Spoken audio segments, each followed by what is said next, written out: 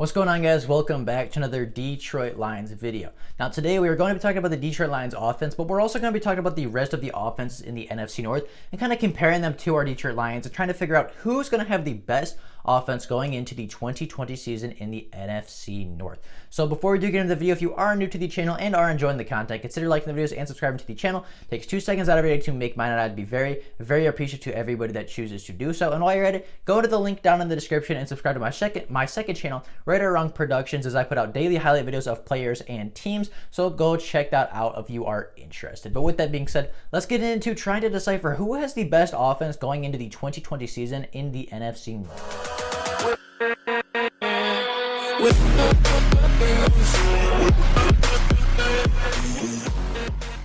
Now, the way I graded this is, I went through quarterback, wide receiver, running back, offensive line, and tight end. And, I obviously graded, or I ranked them 1 through 4. If you were the best in, if you came in first place, your team would get 4 points. If you came in second, your team would get third. If you came in third place, your team would get 2. And if you came in last place, your team would get 1. And whoever had the most points at the end would have the best offense in the NFL, or in the NFC North. I did this because then I wouldn't know what the score was until the very end, and I couldn't cheat or put bias into it.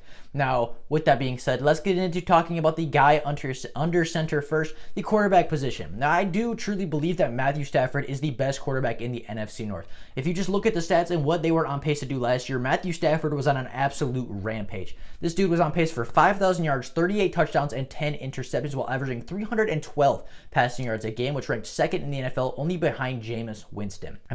This guy was on a historic pace to get historic numbers, and generally, if you're passing for 5,000 yards and 30-plus touchdowns, you're going to be the best quarterback in your division unless your name is Jameis Winston and you're throwing 30 interceptions on top of that. But Stafford wasn't doing that. Stafford was on pace to throw 10 interceptions, which would have tied his career low, and, he was on pace for his most efficient season as a NFL quarterback ever, and because of that, he is the best quarterback in the NFC North going into the 2020 season. Now, the second place quarterback, the team with the second best quarterback, is the Green Bay Packers and Aaron Rodgers. Now, Aaron Rodgers is by no means a slouch. He's by no means a bad quarterback in the NFL. I think he's very, very good. I think he's still a top 10 quarterback. However, he's nowhere near Matthew Stafford right now. Last year, Aaron Rodgers just passed 4,000 yards by passing for 4,002 passing yards, 26 passing touchdowns, 4 interceptions were thrown, while he averaged 250 passing yards a game, ranking 12th in the NFL.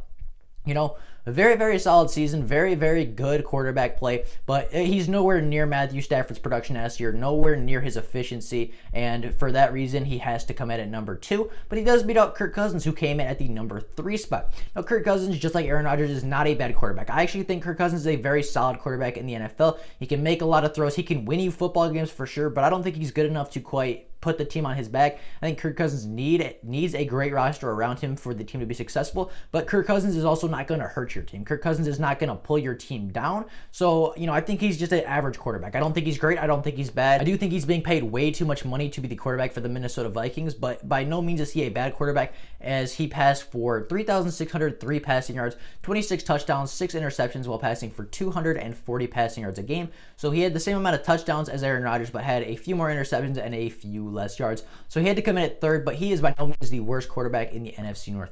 That title goes to the Bears starting quarterback, no matter who it is. In this scenario, I'm going to say Mitch Trubisky is going to be the starting quarterback for week 1, because that seems the most likely to me.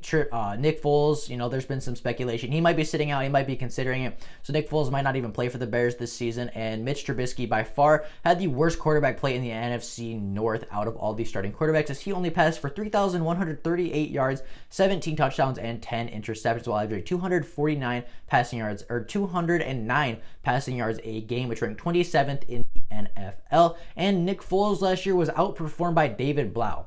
Yeah, you heard that right. David Blau, our third-string quarterback, outperformed Nick Foles, as David Blau played in 5 games last year and had over 200 more passing yards and an extra passing touchdown than Nick Foles, and Nick Foles only played in 1 less game. So I would say David Blau actually outperformed Nick Foles last year. So no matter who's starting at the Bears starting quarterback, they are the worst in the North. Moving on to the running back room, and I say running back room because that's what we were comparing. We're not just doing the top end. We're not just doing the Dalvin Cooks and the Aaron Jones. We're going all the way down the list, all the way through the entire running back core, and grading all of them as a unit. So with that being said, the best running back core in the NFC North is by far the Minnesota Vikings. Dalvin Cook is one of the best and most efficient running backs in the NFL. Had over 1,100 yards last year while only playing in 14 football games, and their backups are no slouches either. Their backup had over 500 yards, and as a team, they had 2,133 rushing yards on the ground and pounded the rock in 19 times, as they had 19 rushing touchdowns on the season. They were by far the most efficient and the best rushing attack in the NFC North, and they were a top 10 rushing unit in the NFL, so they are the best running back core in the NFC North going into 2020,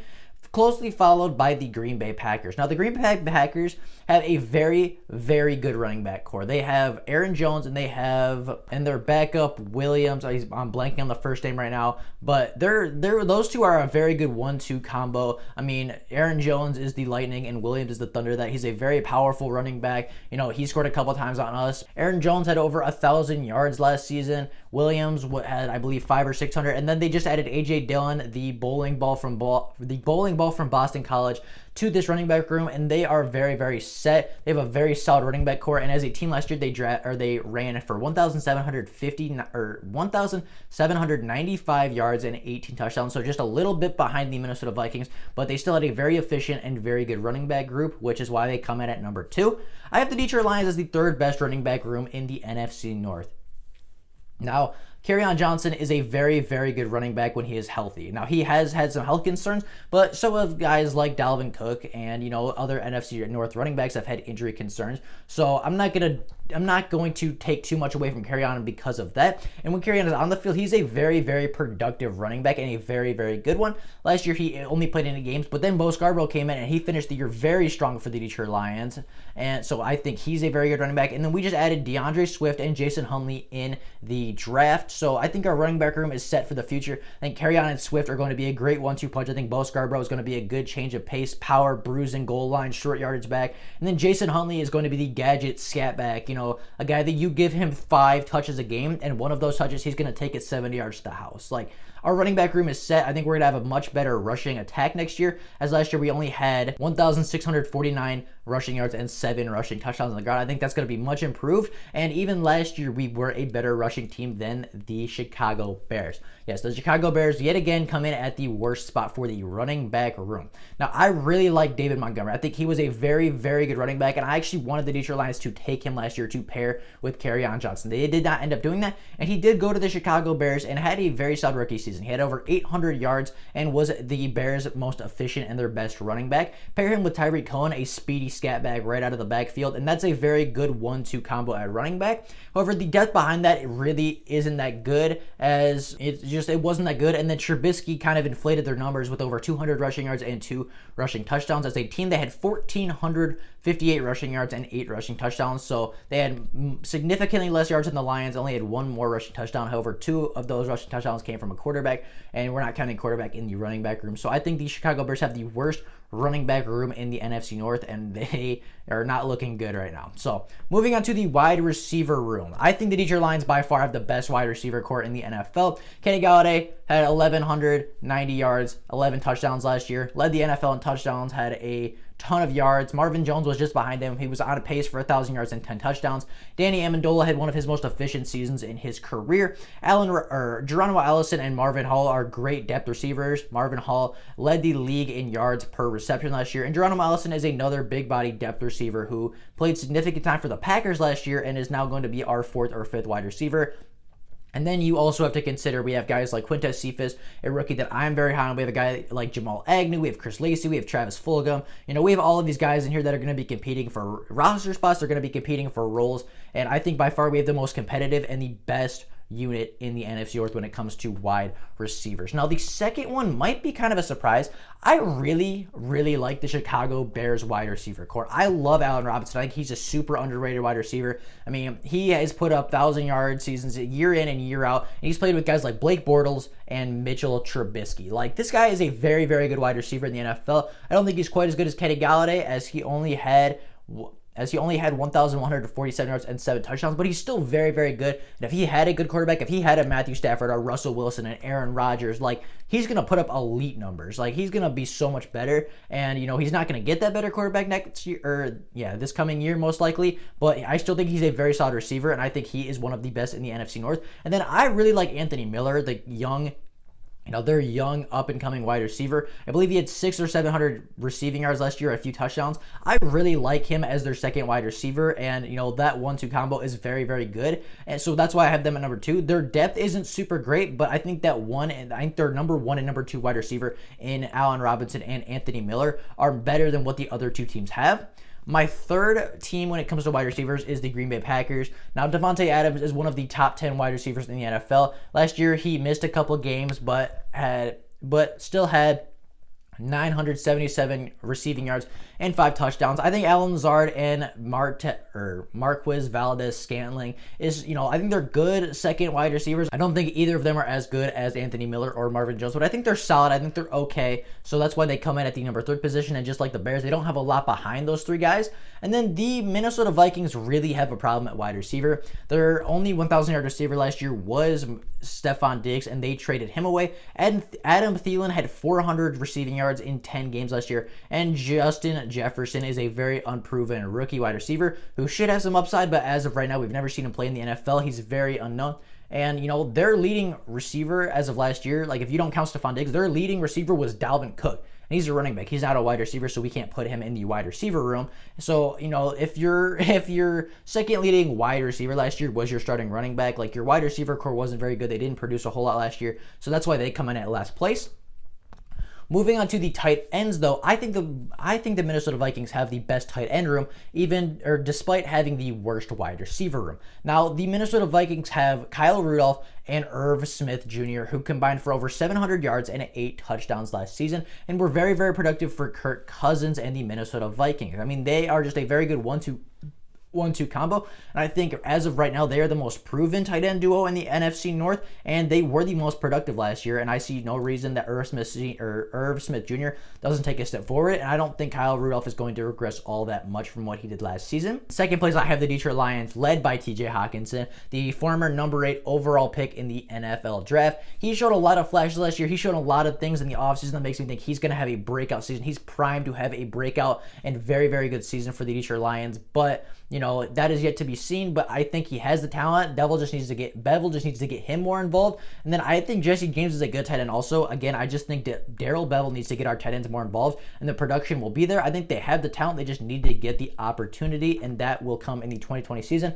But as of right now, the Minnesota Vikings have the most proven tight ends, so I'll put them at number 1. But I think the Detroit Lions have the best potential at tight end, which is why they come in at number 2. Our tight ends produced okay last year, better than what the other two teams have. Coming in at the 3rd spot, we have the Chicago Bears, and a team with 9 tight ends can't be worse in the division, right? Somebody's got to be good. But on a real note, they added Jimmy Graham, who had over 400 yards last season. They drafted Cole Kmet, a very young up-and-coming tight end out of the University of Notre Dame. But outside that, their tight ends aren't super good. I mean, their leading tight end last year had 91 total yards.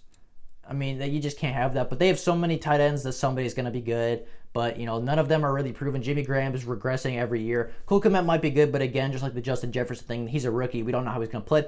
So they have the third best tight end third best tight end group in the NFC North. And the Green Bay Packers have the worst. Their leading tight end right now is Mercedes Lewis, who, had 156 receiving yards last year and a touchdown. They lost Jimmy Graham. They lost their number 1 tight end. It's just their tight end group isn't super good. They drafted a tight end in the 3rd round and are putting him at fullback. Their tight end room is very, very bad, and they are by far the worst in the NFC North. And then moving on to the offensive line. I think the Minnesota Vikings have the best offensive line in the NFC North going into 2020. They allowed 28 sacks last year, which was the 22nd most in the NFL. They had a great run game last season and only lost 1 depth offensive lineman in this past offseason, so they have the best by far. The Green Bay Packers allowed 36 sacks last year, and which was the 14th most in the NFL. They had a good run game last year. They lost Brian Bulaga, but they replaced him with Rick Wagner. So I put them at the 2nd place in the NFC North. The Chicago Bears offensive line allowed 38 sacks on Mitch Trubisky last year, good for 9th most in the NFL. They had a good run game. They had a solid run game with David Montgomery, but they did lose 2 depth offensive linemen. And then the Detroit Lions come in last place, unfortunately. They allowed 43 sacks last year on all 3 quarterbacks combined, tying for 7th most in the NFL. They had an okay run game last year, and they lost Graham Glasgow and Rick Wagner and only really brought in a Big V to replace them and a couple rookies that have not played yet. So the Detroit Lions have the worst offensive line, or at least the most unproven offensive line as of this point. So how do all the points stack up? How did the tally stack up, and who has the best offense in the North? Well, the Minnesota Vikings ended up with 15 points, which was the most, and they, according to my rankings, they are the best offense in the NFC North right now. However, it is closely followed by the Detroit Lions, who had 14 points. They were only 1 point behind the Minnesota Vikings, and I think the Minnesota Vikings do some things better than the Lions, and I think the Detroit Lions do some things better than the Minnesota Vikings. So that's pretty fair. I think the Detroit Lions are very, very close to the Minnesota Vikings as far as offense. The Packers came in third place with 12 points. I think that they have a couple really big holes. I think their wide receiver depth is questionable. I think their tight end is really, really bad. Their offensive line is okay. Their quarterback is obviously very good, but I don't think that they are going to be a great offense this year. And then the Chicago Bears came in dead last with 9 points. I mean, y'all could have seen it coming. They were in last place for pretty much everything except for like 2 categories. They don't have a great quarterback. They don't have a great running back room. They don't have a great wide receiving core. They have 9 tight ends. So if that helps, but so according to these rankings, the Minnesota Vikings do have the best offense in the NFC North, closely followed by the Detroit Lions. What do you guys think about that down in the comments below? Do you agree with my rankings? What would you change as far as any of the individual rankings? And who do you think is the best offense in the NFC North going into the 2020 season? Let me know that down in the comments below. But with that being said, that's all I have for you guys today. Tomorrow I will come out with the defensive side of the ball, and then the day after that we will do special teams and the coaching staff. So if you are ready for that, stay tuned. I will be dropping those daily. But with that being said, that is all I have for you guys today. I hope you guys enjoyed the video. As I said, if you disagree with anything that I said in this video, make sure to let me know down in the comments below. Let me know what you guys would change. But with that being said, that's all I got for you guys today. I hope you guys had an absolutely fantastic day. Hope you guys enjoyed the video. As always, go down, like the video and subscribe to the channel. We're almost at 200 subscribers, which would be so awesome to get to. And while you're at it, go over and sub to my second channel, Right or Wrong Productions, for daily highlight videos. But with that being said, that's all I got for you guys today. Hope you guys enjoyed the video. I'll see y'all tomorrow with the defensive rankings in the NFC North. Bye, guys.